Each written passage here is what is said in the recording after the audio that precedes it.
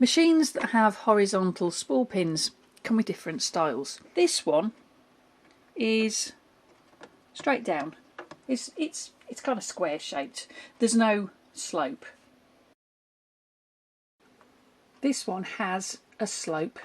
As you get to the end of the spool pin itself, it angles upwards.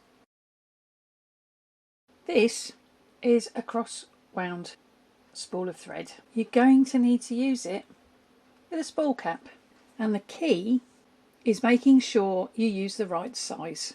Whichever size of spool cap you use ultimately comes down to ground clearance. You can use one that fits neatly onto the end and is pretty much the same level, or you can use a slightly bigger one.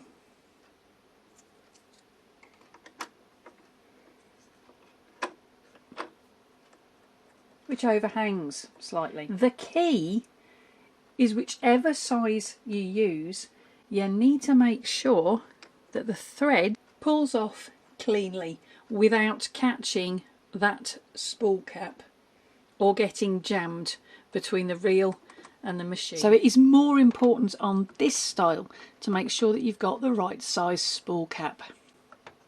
If I place a large spool cap or a spool cap that is too big for the reel, it's not going to let the thread sit in the area properly and you won't get the thread past the end.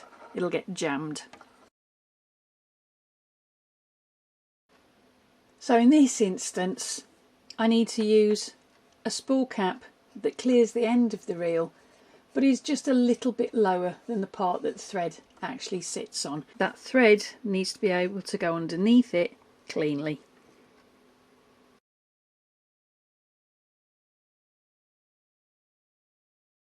So the key with horizontal spool pins and which spool cap you use is make sure you've got the ground clearance.